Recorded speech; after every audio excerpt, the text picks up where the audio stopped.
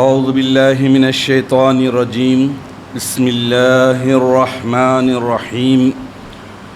نحمد اللہ تبارک و تعالی ونصلی علی رسولہ الکریم والمہدی الموعود علیہ الصلاة والتسلیم وعلى آلہما واصحابہما اجمعین اما بعد فقال اللہ سبحانہ وتعالی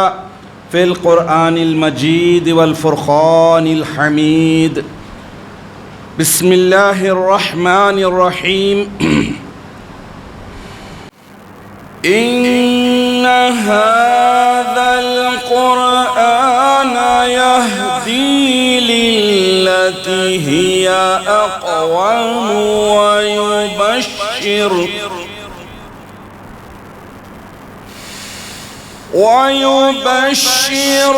المؤمنين الذين يعملون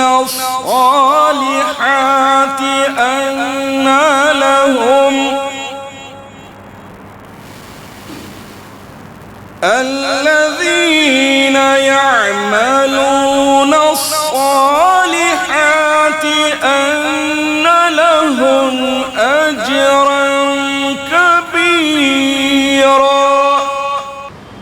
صدق اللہ العظیم۔ سورہ بنی اسرائیل آیت نمبر 9۔ تلاوت کردہ آیت شریفہ کے معنی یہ ہیں کہ بلا شبہ یہ قرآن دنیا میں دیدار خدا کی طلب کے صحیح اور سب سے درست راستے کی طرف لے جاتا ہے، اور عمل صالح یعنی ترک دنیا، ترک متاع دنیا، ترک حب دنیا کرنے والوں کو بشارت دیتا ہے کہ بہت بڑا صلہ انہیں مل جائے گا۔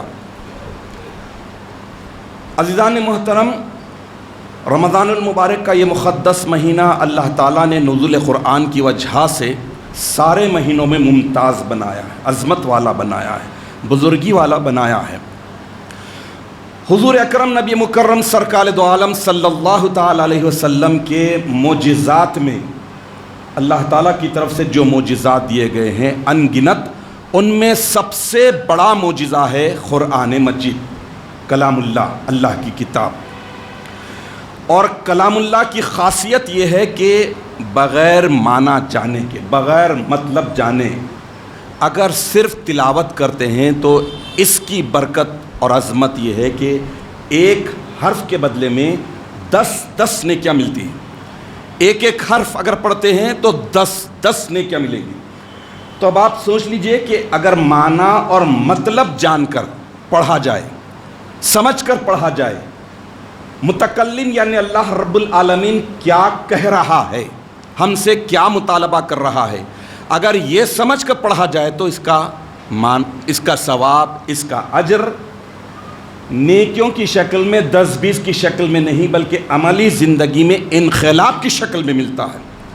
خود بخود اس کی زندگی میں مثبت تبدیلی آ جاتی ہے، پازیٹیو چینجز ایسے آتے ہیں کہ وہ اپنے آپ کو قرآنک لاجک میں ڈھالنے کی طرف مائل ہو جاتا ہے۔ عزیزان محترم، میں نے آپ کے سامنے جس آیت شریفہ کی تلاوت کا شرف حاصل کیا، اس میں اللہ تعالیٰ قرآن پاک کو ہی اقوم فرما رہے ہیں، سب سے درست اور سب سے سیدھا راستہ بتلانے والی کتاب۔ حالانکہ اس سے پہلے جو اللہ کی کتابیں تھیں، توریت، زبور، انجیل، یہ بھی اللہ کے پیغمبروں پر نازل ہونے والی برحق کتابیں ہیں اور یہ بھی سیدھا راستہ بتلانے والی ہیں، لیکن قرآن کی خصوصیت، فضیلت یہ ہے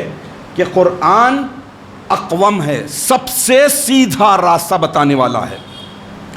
آج کے درس میں اس بات کی سعادت حاصل کی جائے گی کہ قرآن کے فضائل کیا ہیں، قاری قرآن یعنی قرآن کو پڑھنے والا، تلاوت کرنے والے کی فضیلت کیا ہے، کیا اجر و ثواب بتایا گیا ہے۔ بہت ہی مختصر انداز میں 2-4 احادیث آپ کے سامنے رکھتے ہوئے اس بات کے پیش کرنے کی سعادت حاصل کروں گا کہ قرآن جتنا عظمت والا ہے اس کو پڑھنے والے کو بھی اللہ تعالیٰ نے بڑا اجر دیا، ثواب دیا اور عظمت والا بنا دیتا ہے۔ یہ جب سنیں گے ہم تو ہمیں رغبت پیدا ہونا چاہیے، لگاؤ پیدا ہونا چاہیے کہ ہمارا سب سے بڑی کتاب قرآن پاک سے ہم زیادہ سے زیادہ جڑ جائیں، زیادہ سے زیادہ تلاوت کریں، زیادہ سے زیادہ سمجھ کر پڑھنے کی کوشش کریں تاکہ عمل آسان ہو، عملی زندگی میں ہم دوڑ لگا سکیں۔ اور یہ بات طے ہے کہ جس کسی کو فضیلت ملی ہے تو قرآن سے ملی۔ امت محمدیہ ساری امتوں میں لاسٹ میں آخر میں آنے والی، لیکن اللہ تعالیٰ نے ساری امتوں پر امت محمدیہ کو جو فضیلت عطا فرمائی ہے، اس فضیلت کی اہم وجہ ہے قرآن کی وجہ سے فضیلت ملی ہے۔ تمام مہینے اللہ تعالیٰ کے مقرر کردہ ہیں، تمام دن اور رات اللہ کے پیدا کردہ ہیں، تمام ہی متبرک اور مقدس ہیں، صرف وہی دن، وہی رات، وہی لمحہ، وہی وقت منحوس ہے جس میں گناہ کیا جائے۔ ہر نیکی کیے جانے والے عمل کو اللہ تعالیٰ فضیلت عطا کرتے ہیں۔ تو 12 کے 12 مہینے عظمت والے ہیں، بزرگی والے ہیں، اللہ نے کچھ نہ کچھ اس میں فضیلت رکھی ہے، لیکن رمضان المبارک کو جو فضیلت حاصل ہے قرآن کی وجہ سے، قرآن کی وجہ سے اللہ تعالیٰ نے رمضان المبارک کو فضیلت بخشی ہے۔ اور ویسے ہی جتنی راتیں ہیں متبرک مقدس راتیں، سب کے سب اپنی فضیلتوں کو، برکتوں کو ہمارے لیے بیان کی جاتی ہے، لیکن اللہ تعالیٰ نے تمام راتوں میں لیلۃ القدر خیر من الف شہر کو جو فضیلت، جو عظمت، جو بزرگی عطا کی ہے، اس کی وجہ ہے قرآن پاک، کیونکہ نزول قرآن بھی انا انزلناہ فی لیلۃ القدر، لیلۃ القدر میں نازل کیا گیا۔ تو یہ چند باتیں ہیں، اس کے بعد میں آپ کے سامنے چند احادیث رکھوں گا جس سے ہمارے دلوں میں قرآن کی عظمت اجاگر ہونے کے ساتھ ساتھ ہمارے دلوں میں تڑپ بڑھے، لگاؤ بڑھے کہ اللہ کی اس آخری کتاب کو ہم پورے اخلاص و محبت کے ساتھ سمجھ کر کیا پڑھ رہے ہیں، معنی مطلب جانتے ہوئے پڑھیں تو یقیناً ہماری زندگی میں تبدیلی آئے گی، بہتری آئے گی، اور ہم ان ساری بھلائیوں کو حاصل کرنے کے قابل ہو جائیں گے جو ہمارے لیے دنیا اور آخرت ہر دو جگہ فائدہ پہنچانے والی ہے۔ صحیح مسلم میں حضرت ابو امامہ رضی اللہ تعالیٰ عنہ بیان کرتے ہیں کہ میں نے حضور اکرم نبی مکرم سرکار دو عالم صلی اللہ تعالیٰ علیہ وسلم کو ارشاد فرماتے سنا کہ قرآن مجید پڑھا کرو، یہ قیامت کے دن اپنے پڑھنے والوں کے لیے شفاعت کرنے والا بن کر آئے گا، یعنی بخشش کروانے والا، سفارش کرنے والا بن کر آئے گا۔ تو یقیناً معنی اور مطلب کے ساتھ سمجھ کر پڑھنا ہے کہ اللہ تعالیٰ اس کلام پاک میں، جیسا کہ ایک مرتبہ صحابہ کرام رضوان اللہ علیہم اجمعین نے اللہ کے پیارے رسول صلی اللہ تعالیٰ علیہ وسلم سے سوال کیا کہ یا رسول اللہ، آپ بوڑھے نظر آ رہے ہیں، آپ ضعیف نظر آ رہے ہیں، تو اللہ کے رسول صلی اللہ تعالیٰ علیہ وسلم ارشاد فرمائے کہ مجھے فلاں صورت نے ضعیف بنا دیا ہے، بوڑھا بنا دیا، یعنی اس صورت میں جو اللہ کی قہاریت ہے، اللہ کی قدرت ہے، غیظ و غضب ہے، وہ ساری چیزیں مجھے بوڑھا بنا دی۔ تو قرآن کو معنی اور مطلب سے جب پڑھا جائے گا تو خود بخود آدمی کا دل پگھلے گا، اور متکلم یعنی کلام کرنے والا اللہ رب العالمین سے اس کا رابطہ بڑھے گا، ربط بڑھے گا، اور کوشش اس بات کی کرے گا کہ قرآن میں اللہ تعالیٰ بندوں سے جو بات کر رہا ہے اس بات چیت کو غور و فکر کے ساتھ سنے، سمجھے اور اس پر عمل کرے۔ جامع ترمذی میں ایک حدیث ہے، حدیث نمبر 2901، حضرت جابر بن نفیر رضی اللہ تعالیٰ عنہ سے مروی ہے، حضور اکرم نبی مکرم سرکار دو عالم صلی اللہ تعالیٰ علیہ وسلم ارشاد فرماتے ہیں کہ بے شک تم قرآن مجید سے افضل کوئی شے لے کر اللہ تعالیٰ کی طرف نہیں لوٹو گے،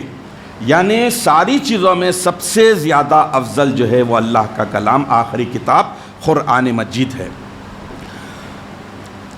دارمی کی ایک اور حدیث ہے، حدیث نمبر 3342، حضرت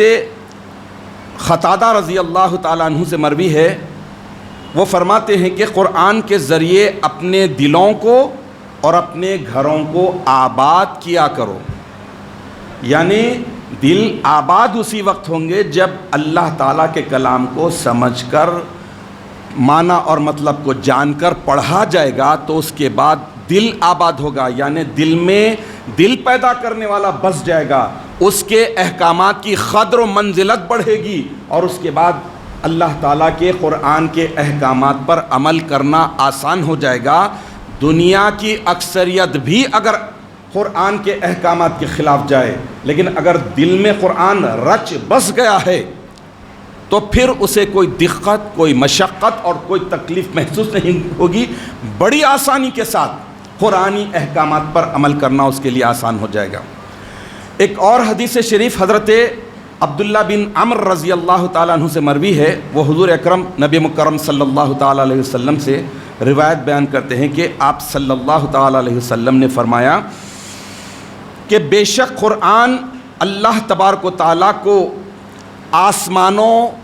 زمین اور ان کے اندر موجود ہر شے سے زیادہ پیارا اور محبوب ہے، یعنی کل کائنات میں جتنی چیزیں ہیں اللہ تعالیٰ ان سب چیزوں سے زیادہ جس چیز کو پسند کرتا ہے وہ اپنا آخری کلام،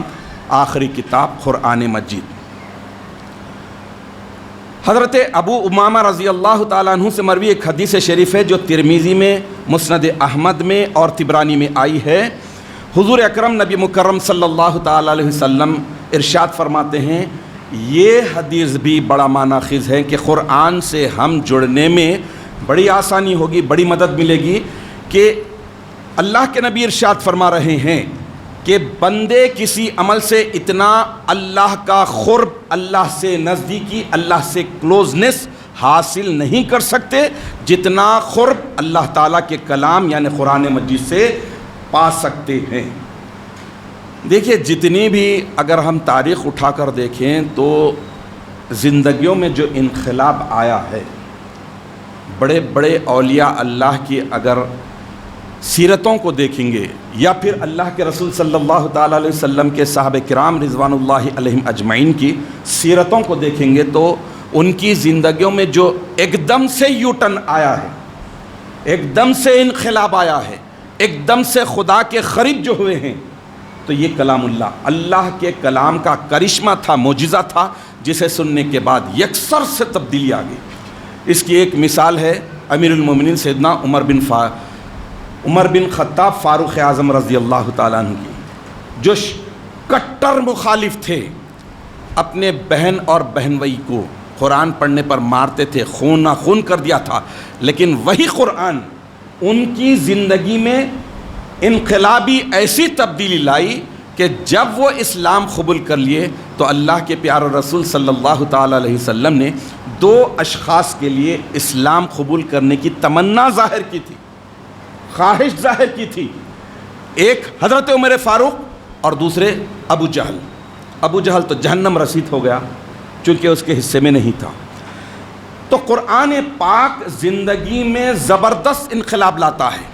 آج اگر ہم انصاف کے ساتھ، ذمہ داری کے ساتھ، سمجھداری کے ساتھ قوم کا، سوسائٹی کا جائزہ لیں گے تو جتنی خرابیاں ہیں، ان خرابیوں کی جڑ کو اگر پہنچنا چاہتے ہیں تو اس کی بنیادی وجہ ہے قرآن سے دوری، قرآنی احکامات سے لاپرواہی، قرآنی تعلیمات کو اگر دانستہ نہیں تو نادانستہ طور پر اس کے اگینسٹ جا رہے ہیں، زندگی اس کے اگینسٹ بسر کر رہے ہیں، اس کی وجہ سے بے چینی، بے سکونی، بے اطمینانی کی زندگیاں ہیں۔ تو قرآن سے جتنا فائدہ حاصل کر سکتے ہیں، قرآن کو اور قرآنی تعلیمات کو اختیار کرنے سے اللہ کا قرب ملتا ہے، اللہ کی نزدیکی ملتی ہے۔ حضرت ابو سعید خدری رضی اللہ تعالیٰ عنہ سے ایک حدیث شریف مروی ہے جو ترمذی، دارمی اور بیہقی میں آئی ہے۔ حضور اکرم نبی مکرم صلی اللہ تعالیٰ علیہ وسلم ارشاد فرما رہے ہیں، اور یہ حدیث قدسی کہلاتی ہے، جس میں اللہ آگے فرما رہا ہے۔ اللہ جہاں پر کہتا ہے اسے حدیث قدسی کہتے ہیں۔ اللہ رب العزت ارشاد فرماتا ہے کہ جس شخص کو قرآن اور میرا ذکر اتنا مشغول کر دے، اتنا مصروف کر دے کہ وہ مجھ سے کچھ مانگ بھی نہ سکے. کیا پیاری بات ہے. اتنا مشغول کر دے اللہ، قرآن اور میرا ذکر، مانگنے کی مہلت نہ ملے، مصروفیت کی وجہ سے، مشغولیت کی وجہ سے وہ مجھ سے کچھ مانگ بھی نہ سکے، تو میں اسے مانگنے والوں سے زیادہ عطا فرماتا ہوں. سبحان اللہ. مانگنے والوں سے زیادہ. کیوں؟ ایک تو قرآن سے جڑا ہوا ہے، قرآن کو پکڑ لیا ہے، اور دوسرا اللہ کا ذکر کر رہا ہے. اور تمام کلاموں پر اللہ تعالیٰ کے کلام قرآن مجید کی فضیلت اسی طرح ہے جس طرح اللہ تعالیٰ کی فضیلت تمام مخلوقات پر ہے. ان احادیث شریفہ سے مجھے آپ کو یہی بات مل رہی ہے، یہی نصیحت مل رہی ہے کہ بھولا ہوا سبق یاد کرو. جیسا پچھلے دور میں ہم دیکھتے تھے کہ ایک سسٹمیٹک لائف تھی، لائف اسٹائل ایک بہت ہی سسٹمیٹک تھا. نماز فجر کے لیے اٹھا جاتا، نماز فجر کے بعد ذکر اللہ کیا جاتا، نماز فجر کے ذکر اللہ کے سے فارغ ہونے کے بعد سلام کے بعد تلاوت قرآن کیا جاتا، معنی مطلب سے پڑھا جاتا تھا، اس کے بعد لے دے کے تھوڑا بہت اخبار پڑھا جاتا تھا. آج صورتحال یہ ہے، افسوس کے ساتھ کہنا پڑتا ہے، نیند میں سے بیدار ہوتے کہ کسی کا میسج آیا، کسی کا مس کال تو نہیں، کہیں سے کوئی بات تو نہیں ہے. یہ فیکٹ ہے، ہر کوئی گزر رہا ہے اس لیے مسکرا رہے سب، ہر کوئی یہی دیکھتا ہے. بھائی صبح کیسی ہونی چاہیے؟ موت کے بعد زندگی اللہ نے دی ہے تو کیسی ہونی چاہیے؟ اللہ کی حمد و ثنا کے ساتھ، عبادت کے ساتھ، نماز کے ساتھ، ذکر کے ساتھ، تلاوت قرآن کے ساتھ. خدا کی قسم آج بھی اگر تین آیتیں، صرف 3 آیتیں معنی اور مطلب کو جانتے ہوئے پڑھے، تھوڑے دن کے بعد ہی آپ تبدیلی اپنے اندر محسوس کریں گے. تو قرآن کو صرف سجا کر اوپر چومنے کے لیے، قسم کھانے کے لیے، نظر کے لیے نہیں رکھنا چاہیے، بلکہ اللہ کی قربت دلانے والے اس کلام کو سے قربت ایسی اختیار کرنی چاہیے، سمجھ کے بوجھ کے پڑھیں. دنیا کی کتابوں میں قرآن چمکتا ہے، دنیا کی کتابوں میں قرآن چمکتا ہے، قرآن میں اللہ کا فرمان چمکتا ہے. عادت بنا لے جو تلاوت قرآن کی، عادت بنا لے جو تلاوت قرآن کی، اللہ کی نظروں میں وہ انسان چمکتا ہے. تو یقیناً قرآن کو بہت ہی احترام کے ساتھ سمجھ بوجھ کر پڑھنا چاہیے. ایک آخری حدیث آپ کے سامنے رکھتا چلوں، سنن ابن ماجہ میں آئی ہے، حدیث نمبر 1342 1342. حضرت برا بن عازب رضی اللہ تعالیٰ عنہ اس کے راوی ہیں. اللہ کے رسول صلی اللہ تعالیٰ علیہ وسلم ارشاد فرماتے ہیں کہ زینوا القرآن بأصواتکم،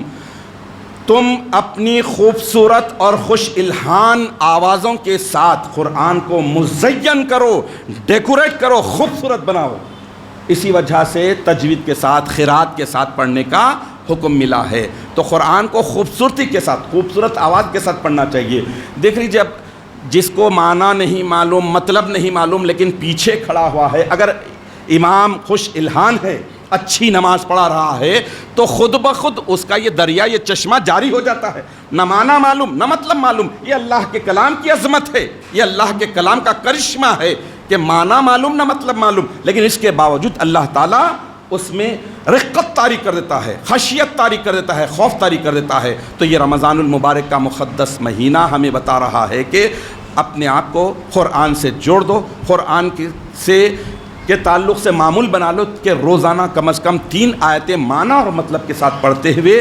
ہم اللہ کے قرب حاصل کرنے کی کوشش کریں. اللہ تعالیٰ سے دعا ہے کہ اللہ تعالیٰ ہم سب کو نیک توفیق عطا فرما، اعمال صالحہ کثرت کے ساتھ عمل کرنے کی توفیق عطا فرما، اور خرافات سے، گناہوں سے بچتے ہوئے اس دنیا کی زندگی کو مسافرانہ زندگی بسر کرتے ہوئے یہاں سے گزر کر دنیا اور آخرت ہر 2 جگہ کامیاب ہونے کی توفیق عطا فرما. آمین یا رب العالمین. وآخر دعوانا ان الحمد للہ رب العالمین.